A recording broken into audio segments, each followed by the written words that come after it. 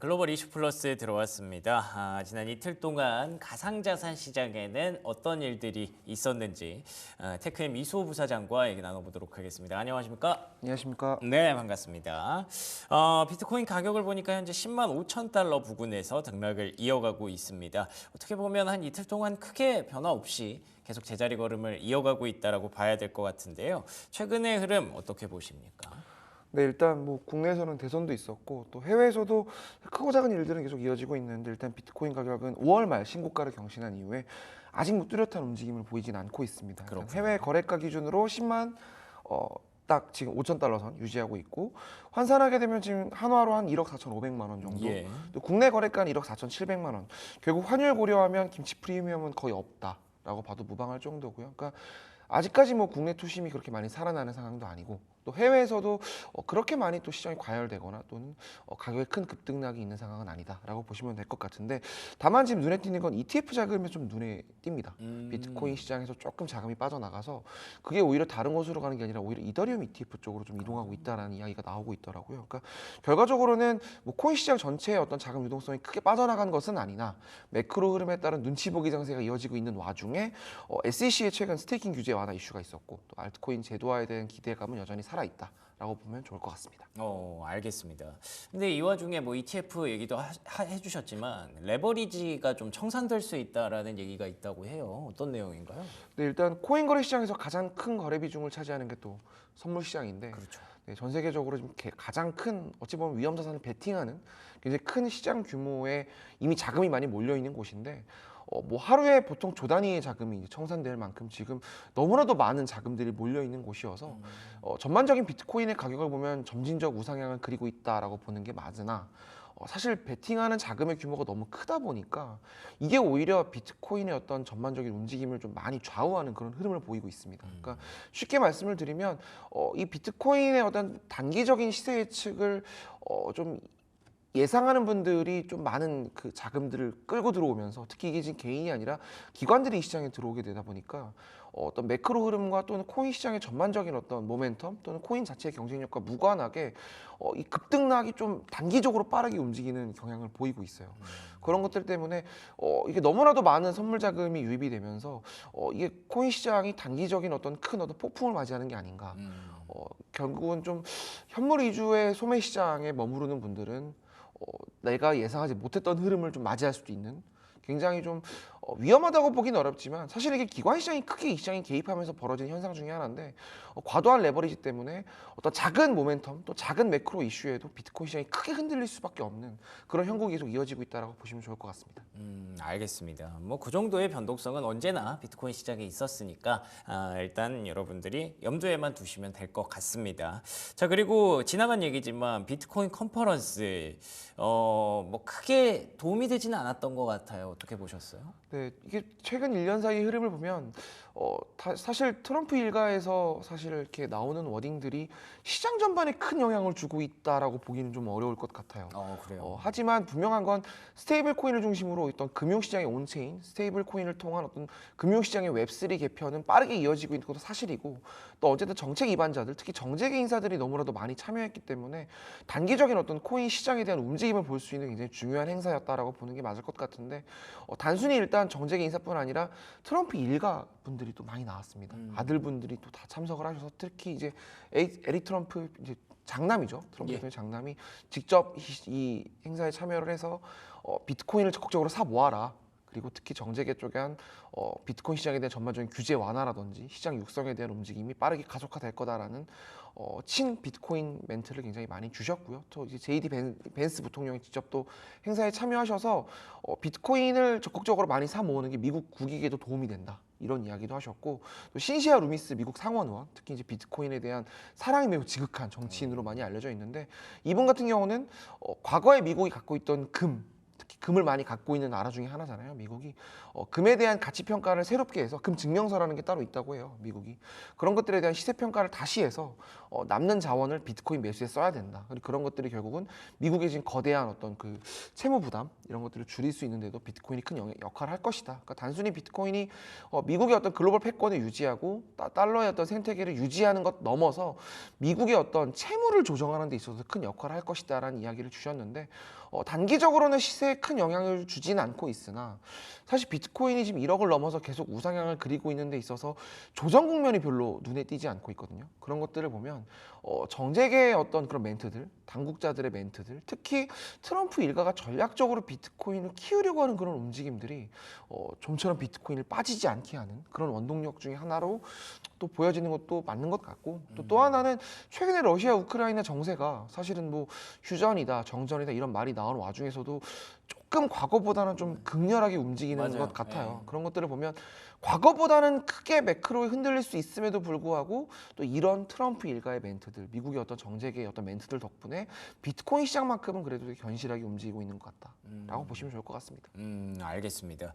그러니까 제가 처음 말씀드린 건 비트코인 컨퍼런스가 크게 뭐 약발이 없었다라고 볼 수도 있는 부분이지만 반대로 생각해 보면 이런 분들이 계속 비트코인을 밀고 있다는 건 하방을 계속 지지해주는 힘이 될 수도 있다라고 역으로 생각할 수도 있겠네요.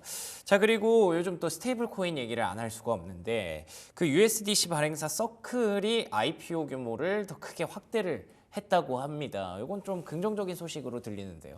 네, 시장 전반으로는 매우 긍정적인 소식이죠. 특히 서클 같은 경우는 단순한 스테이블 코인이 아니라 미국에 거점을 두고 있는 특히 굉장히 많은 미국 기업들이 또 지분을 갖고 있고 앞으로 더 많은 지분을 태우기 위해서 들어오려고 하는 형태의 대표적인 미국 기업인데 사실은 이제 스테이블 코인 하면 이제 테더와 서클이 이렇게 시장을 양분하고 예, 그쵸. 있다라고 봐도 무방한데 테더 같은 경우는 본사가 뭐 홍콩이나 엘살바도르나 여러 가지 일종의 규제를 피할 수 있는 곳에 거점을 두고 있는 형태로 보시면 좋을 것 같아요. 그래서 과거에는 뭐 테더 리스크다.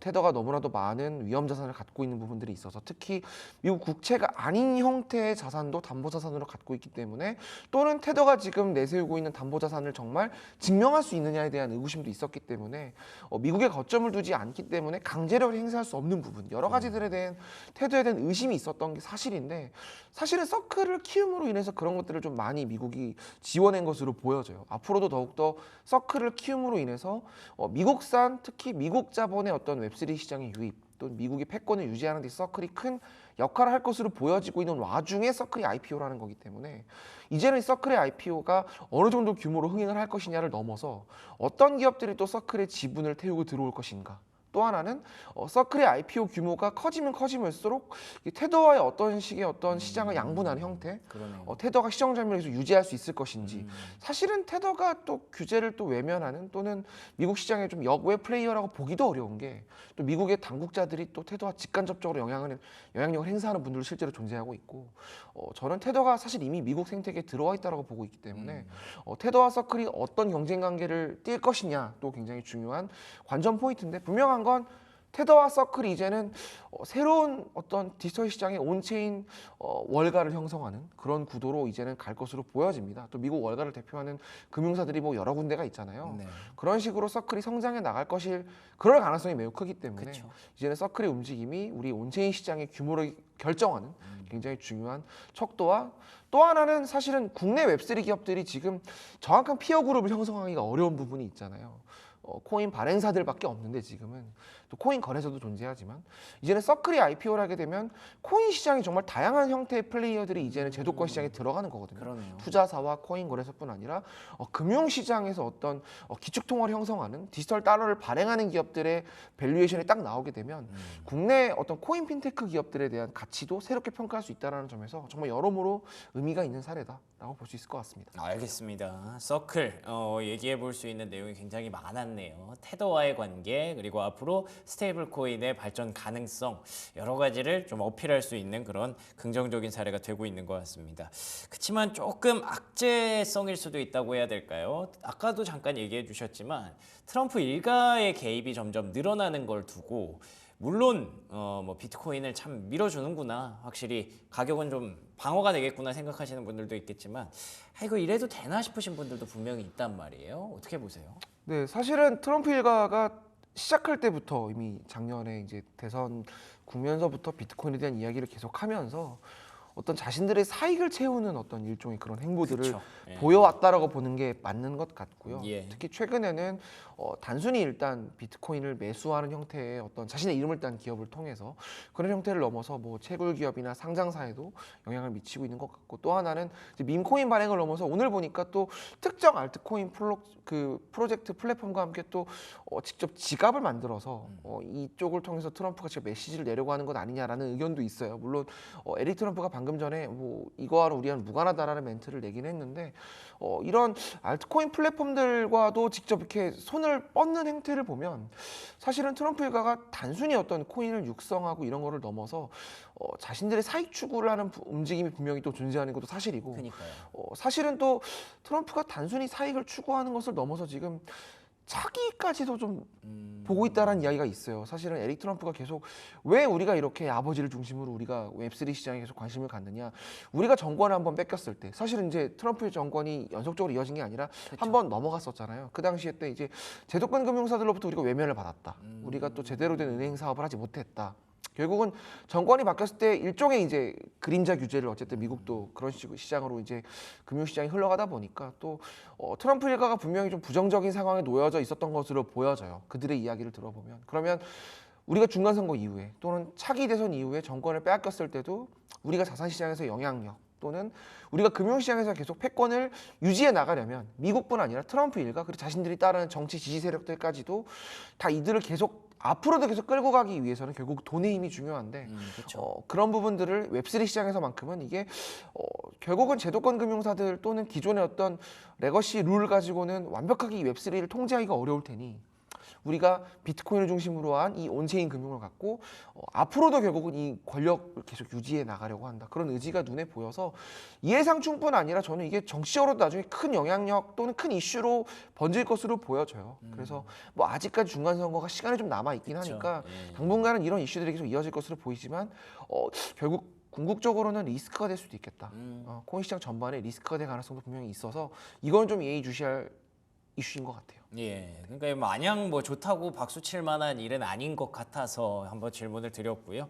이와 관련해서 또 불확실성이 한번, 변동성이 한번 시장을 강타할 수도 있겠다라는 정도는 중간 선거 전까지 계속 생각해 두셔야 될 것 같습니다.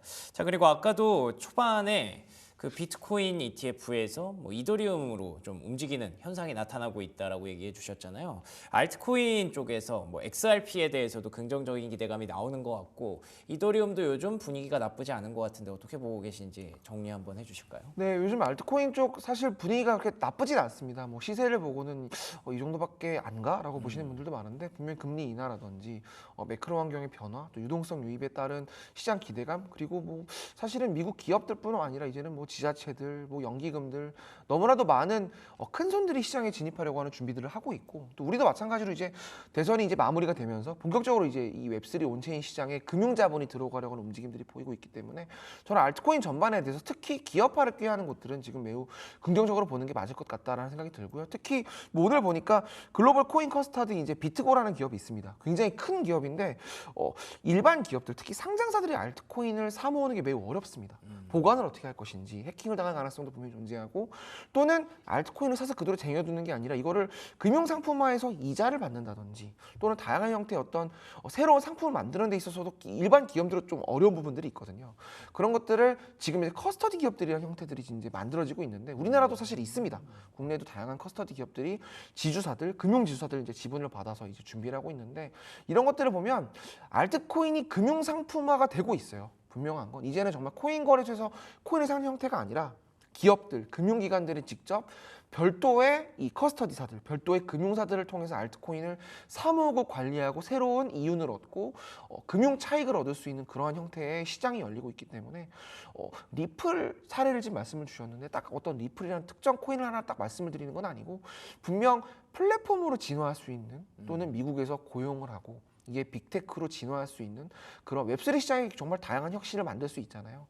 그런 블록체인 기술을 갖고 있는 미국산 코인들, 뭐 단순히 미국산이 아니라 뭐 이제는 뭐 중국도 마찬가지 움직임을 보일 것으로 보여지기 때문에 저는 기업화가 가능할 것으로 보여지는 꽤 큰 덩치의 플랫폼 코인들은 이제는 제도권 자본의 수요를 본격적으로 받을 것이다. 특히 비트코인이 작년 1월에 이제 비트코인 현물 ETF 생기고 7월에 이더리움 현물 ETF 생기고 많은 자금들이 시장에 유입이 됐잖아요. 이제는 알트코인 ETF가 분명히 곧 머지않은 시기에 나올 것이다. 특히 스테이킹 규제도 이제는 풀렸다고 보는 게 무방하기 때문에 저는 결국은 이더리움 이야기를 일단 많이 하시는데 아마 올 하반기가 되면 그런 움직임이 실제로 수면 위로 올라올 겁니다. 근데 그 전에 다양한 수탁 기업들, 금융사들이 알트코인을 기반으로 한 서비스를 준비하는 것들이 이제 속속 눈에 띌 거기 때문에 단순히 리플 하나만 딱 보고 우리가 뭐 예. 그런다라기보다는 알트코인 플랫폼들 예의주시해야 된다. 라는 말씀 드리고 싶습니다. 이제야 슬슬 알트코인 쪽이 조금 혈이 뚫리는 것 같아요. 하반기까지 한번 예의주시해 보도록 하겠습니다. 이더리움과 XRP 뭐 등등 이외에 뭐 솔라나 이런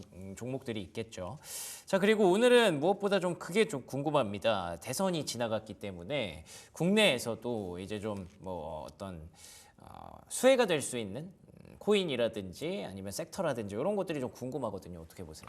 단기적으로 돈이 많이 풀릴 것으로 보는 기대감이 일단 있습니다. 시장에 특히 과거의 진보 정부는 코인을 부정하거나 뭐 거래소 폐쇄나 극단적인 발언들이 많이 나왔는데 이재명 정부 특히 이제 민주당 정책 공약집을 보면 코인 시장을 인정하고 어떤 청년 세대라든지 새로운 어떤 자산 증식의 수단으로서 코인을 활용하겠다라는 움직임들이 분명히 있기 때문에 물론 이제 공익 그리고 이제 당국이 직접 개입을 해서 시장을 재편하려고 하는 것들은 거래소 형태의 비즈니스라는 기업들에게는 악재가 될 수 있습니다. 단기적으로. 하지만 시장 전반의 유동성이 매우 빠르게 유입이 될 것이고 특히 토큰 증권이라는 증권 형태의 웹3 특히 증권을 온체인으로 올리는 기업들 지금 다양한 기업들이 준비하고 있는데 이제 여러 규제 때문에 자본시장법 여러 가지 규제가 서로 얽히면서 못하는 것들이 많았는데 이제는 정말 웹3를 하겠다라는 기업들은 이제는 좀 보할 필요가 있다. 특히 국내에서는 알트코인보다는 국내에서는 코인 관련주들이 조금 힘을 받지 않을까. 그러니까 비트코인과 미국산 내러티브를 갖고 있는 플랫폼 코인들 국내에서는 코인 관련주들을 보시면 좋을 것 같다라는 말씀을 드리고 싶습니다.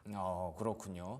뭐 비트코인을 중심으로 우리가 계속 얘기를 했었는데 오늘은 확실히 점점 더 규제 완화에 대한 기대감이 확산이 되면서 알트코인뿐만 아니라 코인 관련주까지도 기대를 할 수 있다라는 포인트를 짚어주셨습니다. 그러네요, 진짜로. 과거에는 정말 뭐 코인은 뭐 아무 의미가 없습니다라고 했던 그런 민주당 유력 주자들의 얘기도 지금 또 얼핏 기억이 나는데 이재명 대통령은 분명히 좀 다른 입장을 보여주고 있는 게 사실인 것 같아요. 이게 뭐 물론 공약이기 때문에 우리가 어떻게 될지는 좀 더 두고 봐야겠습니다만 그래도 최근에 괜히 금융주들, 뭐 증권주들이 올라온 게 아닌 것 같으니까 이런 흐름들 앞으로도 꾸준히 지켜보시면서 코인 관련 섹터 관심 계속 이어가시면 좋을 것 같습니다. 자, 지금까지 테크엠 이수호 부사장과 얘기 나눠봤습니다. 오늘도 좋은 말씀 고맙습니다. 감사합니다.